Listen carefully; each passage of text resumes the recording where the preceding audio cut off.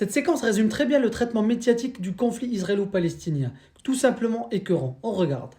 La bande de Gaza, on meurt de faim, on meurt de faim. Le gilet de presse est devenu plus un gilet pare-balles, mais une. On peut prendre le problème des deux côtés. Pourquoi le Hamas ne libère pas les otages, dont on a vu encore dans le flash d'information l'état dans lequel se trouvent ces deux otages israéliens. Mais vous voyez, et je n'ai eu. On commence pas par là. Je n'ai eu de cesse de demander la libération des otages depuis le 7 octobre. C'est bien de leur demander tous les jours. Est-ce que vous croyez que le meilleur moyen de libérer les otages, c'est de massacrer le peuple palestinien? Que vont gagner les otages israéliens, ça? Rien.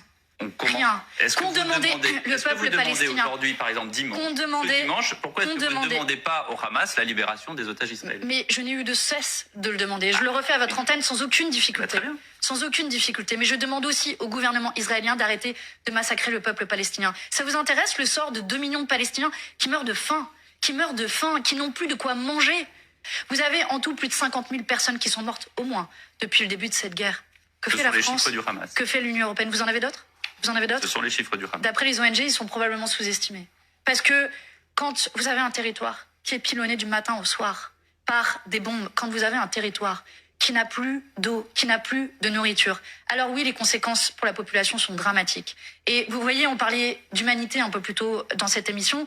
Une des raisons pour lesquelles, d'ailleurs, certainement, le pape François appelait à la paix dans la bande de Gaza, eh bien, c'est notre humanité. J'ai bien aimé ce moment où elle a parlé des 50 000 civils tués et que le journaliste a contesté. Ils t'ont mis 2 photos d'otages, histoire de déshumaniser les Palestiniens. Donc, on rappelle, on veut et on souhaite la libération des otages. On veut et on souhaite la libération des otages. C'est bon ou pas? Non, parce qu'à chaque fois, même dans les commentaires, on nous dit « on vous entend pas parler des otages ». Mais évidemment, il s'agit de bon sens. On n'est pas des psychopathes. On veut la libération des otages. Effectivement, bien sûr, bien évidemment. Et on veut que le génocide cesse.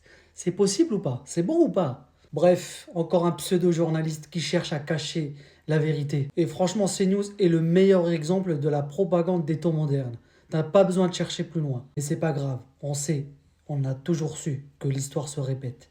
Et on sait aussi que dans l'histoire, ils rendront des comptes. Bien à vous.